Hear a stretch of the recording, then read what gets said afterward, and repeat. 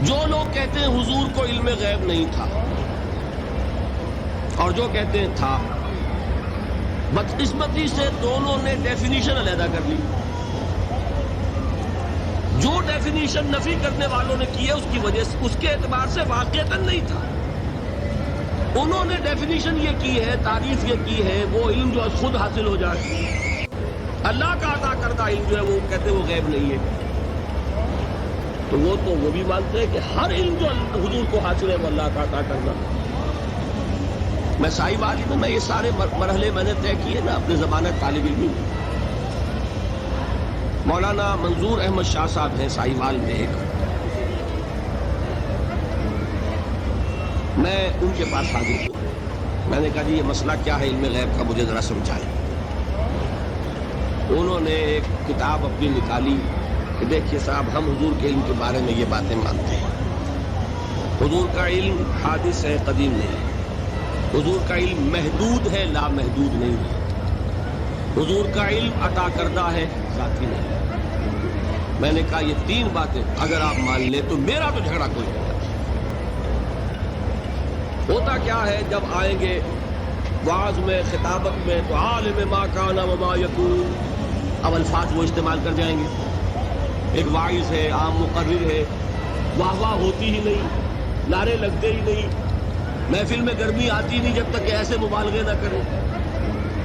لیکن وہ چیز لکھی ہوئی ان کے ہاں ہے کہ حضور کا علم حادث ہے، قدیم نہیں۔ حضور کا علم محدود ہے، لا محدود نہیں۔ حضور کا علم عطائی ہے، ذاتی نہیں۔ ان تینوں چیزوں کے بعد کوئی بڑے سے بڑا وہابی اور بڑے سے بڑا اہل حدیث بھی انکار نہیں کرتا۔ باقی یہ بات جان لیجئے کہ غیب اور حضور یا شہادہ یہ در حقیقت عام انسانوں کے اعتبار سے الفاظ استعمال ہیں۔ جب قرآن میں کہا جاتا عالم الغیب والشہادہ، اللہ غیب اور جو ظاہر ہے یا موجود ہے سب کا جاننے والا ہے، تو مجھے بتائیے اللہ کے لیے کوئی غیب ہے؟ اللہ کے لیے کوئی شے غیب ہے؟ تو کیوں کہا جا رہا ہے عالم الغیب والشہادہ؟ وہ ہمارے اعتبار سے کہا جا رہا ہے، جو تمہارے لیے غیب ہے اللہ اس کو بھی جانتا ہے، اور جو تمہارے سامنے اللہ اسے بھی جانتا ہے۔ اللہ کے لیے تو کل شہادہ ہے، کسی شے کا لا یعزب عنہ مثقال ذرۃ فی السماوات والارض، آسمانوں اور زمین کا ایک ذرہ بھی اس سے غائب نہیں ہوتا۔ غیب کا وجود کیا اللہ کا؟ تو یہ الفاظ مستعمل ہے ریلیٹو ہمارے اعتبار سے، اور ہمارے اعتبار سے جو شے غیب ہے اس میں سے ایک حصہ اللہ دیتا ہے نبی کو، تبھی تو نبی بنا۔ فرشتے کو دیکھا، فرشتہ ہمارے لیے غیب ہے۔ جنت دکھائی کہ نہیں دکھائی، ہمارے لیے غیب ہے کہ نہیں؟ دوزخ کا مشاہدہ کرایا کہ نہیں کرایا، ہمارے لیے وہ غیب ہے کہ نہیں؟ جو چیزیں ہمارے لیے غیب ہیں انہی کے پردے اللہ کچھ اٹھاتا ہے، کل غیب نہیں۔ کل غیب کا علم ہو جائے گا تو وہ شرک ہو جائے گا۔ کل کا لفظ جہاں آیا شرک ہوا۔ جب آپ کہہ رہے ہیں محدود ہے، لا محدود نہیں ہے، تو کل کا لفظ استعمال نہیں کر سکتے۔ لیکن غیب میں سے کچھ علم دیا گیا تبھی تو نبی بنا، ورنہ میرے اور نبی میں فرق کیا ہوا پھر؟ البتہ یہ کہ وہ غیب کا علم ہو یا حاضر کا علم ہو، سائنٹیفک نالج ہو یا وحی کا علم ہو، کوئی بھی علم ہو، آیت الکرسی کے الفاظ نوٹ کیجئے، یعلم ما فی السماوات و ما فی الارض، وہ جانتا ہے، ولا یحیطون بشیء من علمہ الا بما شاء، مخلوق میں سے کوئی بھی اس کے علم میں سے احاطہ نہیں کر سکتا مگر جتنا وہ چاہے۔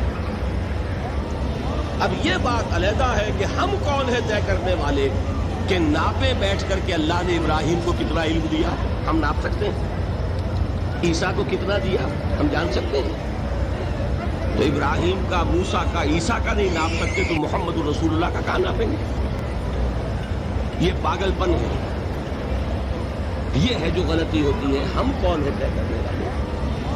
اللہ نے اپنے نبی کو دیا جو دیا، بات ختم۔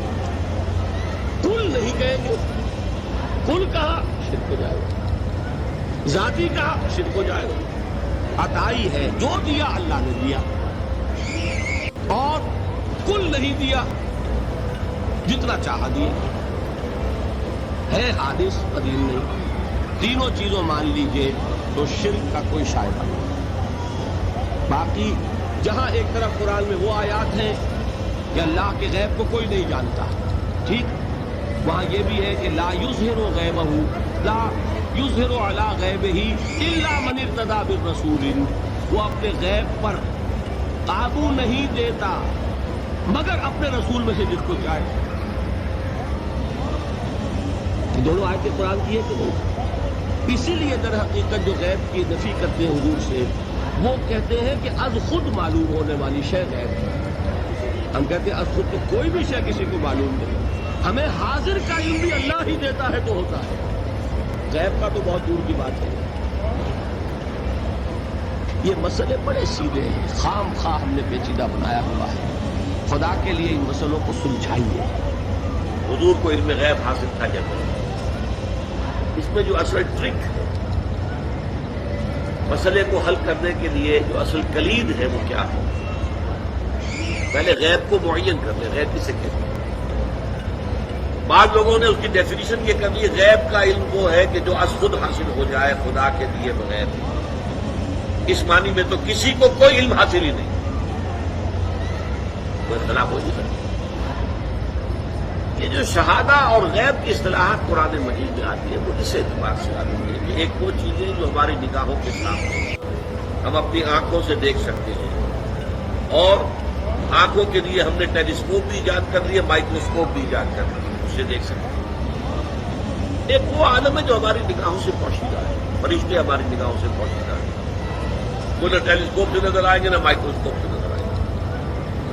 عالم آخرہ جنت دوزخ ہماری نگاہوں سے پوشیدہ ہے، یہ عالم غیب ہے ہمارا۔ اللہ تعالیٰ غیب اور حاضر دونوں کا جاننے والا ہے، حالانکہ اللہ کے لیے غیب ہے ہی نہیں۔ اللہ کے لیے تو آنے واحد میں ہر شے اس کی نگاہوں کے سامنے بیک وقت موجود ہے، اس کے لیے غیب نہیں ہے۔ جب قرآن کہتا ہے عالم الغیب والشہادہ، وہ ہمارے اعتبار سے جو چیز ہمارے لیے غیب ہے وہ اللہ کے علم ہے، اور جو چیز ہمارے لیے شہادہ وہ تو اللہ کے علم نہیں ہے۔ اس حوالے سے سمجھ لیجیے نبی تو ہو ہی نہیں سکتا جسے کچھ نہ کچھ علم غیب نہ دیا جائے۔ اگر نبی کا علم بھی وہی ہو جو ہمارا ہے تو پھر ہمارا اس کا فرق کیا ہوا؟ نبی نے فرشتے کو دیکھا ہے، نبی کو جنت اور دوزخ کی سیر کرائی گئی ہے، ملکوت السماوات والارض حضرت ابراہیم کو دکھائے گئے، کذالک نری ابراہیم ملکوت السماوات والارض۔ معراج میں حضور کو کیا کچھ دکھایا گیا ہے؟ یہ چیزیں غیب کی ہیں نا، اگر یہ چیزیں وہی فرشتہ یہ غیب ہے نا، تو غیب کا علم نہ دیا جائے تو نبی کہاں ہوا؟ وہ تو پھر عام انسان ہے۔ قل انما انا بشر مثلکم یوحی الی، وحی آ رہی ہے میرے پاس، یہ از خود غیب سے معاملہ آ رہا ہے۔ البتہ کل غیب جو ہے وہ اس کی نفی ہو جائے، کل غیب نہیں۔ چنانچہ یہ میں نے باقاعدہ ایک بریلوی عالم دین سے شروع کی تھی، ابھی میں طالب علم تھا، میڈیکل کالج میں پڑھ رہا تھا، تو انہوں نے جا کے اپنی کتابیں مجھے دکھائیں کہ دیکھیے ہم مانتے ہیں حضور کا علم ذاتی نہیں عطائی ہے، نمبر 1۔ حضور کا علم قدیم نہیں حادث ہے، نمبر 2۔ حضور کا علم لا محدود نہیں محدود ہے۔ تو میں نے کہا پھر میرا تو آپ سے کوئی جھگڑا نہیں ہے، 3 باتیں آپ واقعی مان لیں تو پھر میرا کوئی جھگڑا نہیں، میرا اختلاف ہے۔ اب ٹیکنیکل بحث قرآن مجید میں بھی آیا ہے، لا یظہر علی غیبہ الا من ارتضی من رسول، اللہ اپنے غیب کو ظاہر نہیں کرتا مگر اپنے رسولوں میں سے جن کو پسند کرتا ہے ان کو وہ غیب کی خبر دیتا ہے، غیب کی خبریں دیتے ہیں نبی، تبھی تو وہ نبی کہلاتے ہیں۔ تو یہ غیب کا مسئلہ ہمارے ہاں علم غیب کا ہے، وہ اس سے حل ہو جاتا ہے۔ دین کی بات پھیلانا صدقہ جاریہ ہے، ثواب کی نیت سے ویڈیو کو شیئر ضرور کریں۔